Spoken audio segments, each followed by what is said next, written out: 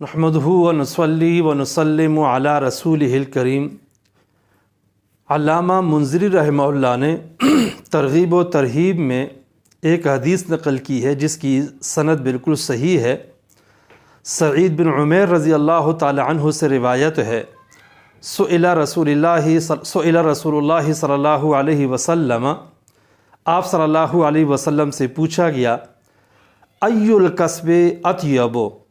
سب سے بہترین اور پاکیزہ کمائی کون سی ہے؟ آپ صلی اللہ علیہ وسلم نے ارشاد فرمایا، عمل الرجل بیدہ وکل کسب مبرور۔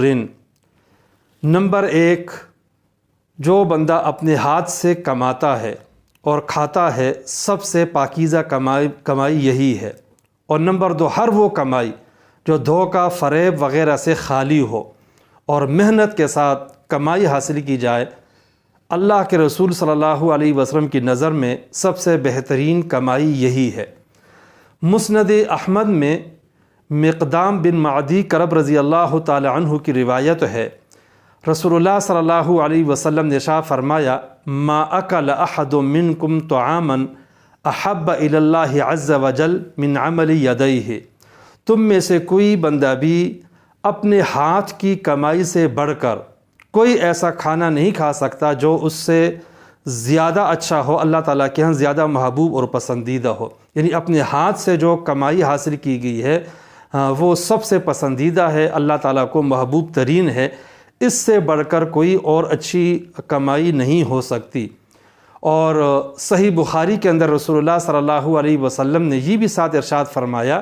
وَإِنَّ نَبِيَّ اللَّهِ داود كَانَ يَأْكُلُ مِن كَسْبِ يَدَيْهِ،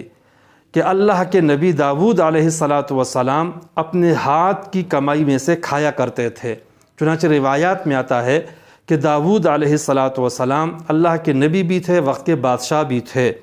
لیکن اس کے باوجود بھی داود علیہ السلام باقاعدہ زریں بنایا کرتے تھے، ٹوکریاں بنایا کرتے تھے اور انہیں بیچ کر ہاتھ کی کمائی حاصل کرتے تھے اور اسے استعمال کیا کرتے تھے۔ اس سے یہ بات معلوم ہوئی کہ جو مزدور لوگ ہیں اور محنت کش لوگ ہیں، وہ محنت کرتے ہیں، اپنی ہاتھ سے کمائی حاصل کرتے ہیں، اللہ تبارک و تعالیٰ کی نظر میں اور رسول اللہ صلی اللہ علیہ وسلم کی نظر میں سب سے بہترین اور پاکیزہ کمائی یہی ہے۔